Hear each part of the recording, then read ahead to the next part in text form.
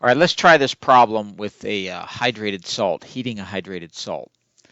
So we're going to imagine that we take 4.434 grams of hydrated magnesium sulfate, that's MgSO4, with a certain moles of water bound to the salt.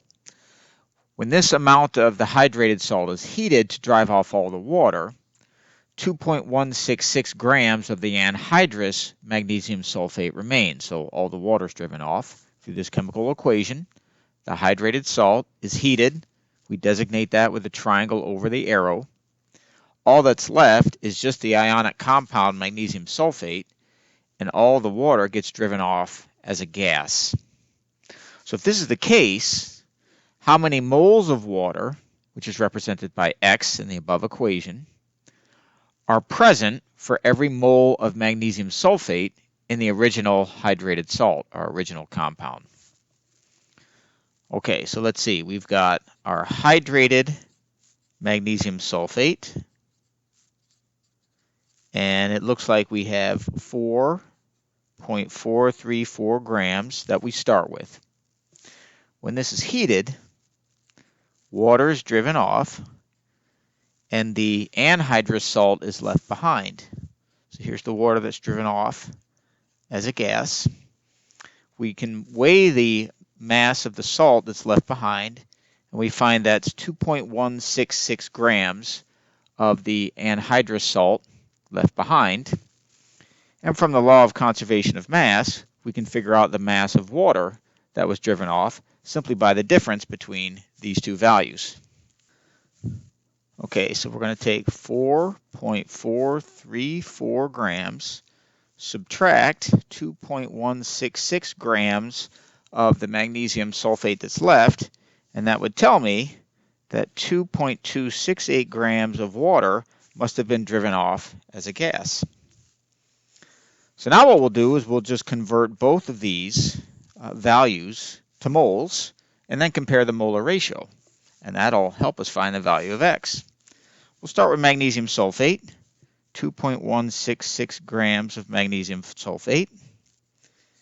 And if you do the math looking on the periodic table, you'll find that for every 120.3 grams of magnesium sulfate, that'll be 1 mole of magnesium sulfate. So that would tell us, let's see, 2.166 divided by 120.3, that's going to give us 0.018 basically moles of magnesium sulfate that remain behind. Now we'll do a similar calculation to find the moles of water that were driven off.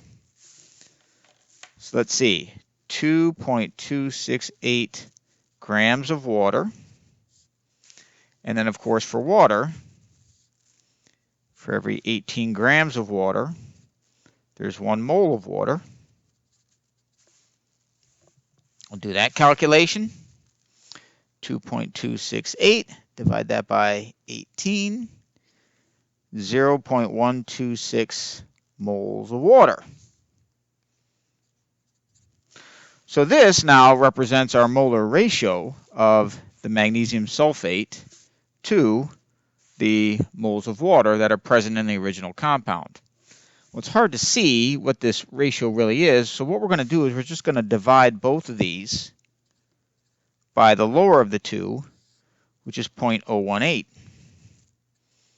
Of course, 0.018 divided by 0.018 is 1, which is indeed what we see here in the original equation, right? There's just 1 mole of all this stuff. Well, excuse me, 1 mole of the hydrated salt. Let's see what this other value comes out to.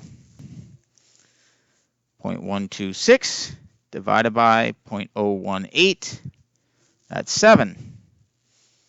Therefore, the moles of water to the moles of magnesium sulfate must be 7 to 1, and therefore we can replace X with 7 in our chemical equation, and we've solved the problem. The value of X happens to be 7. That's the moles of water to the moles of magnesium sulfate in our original hydrated compound.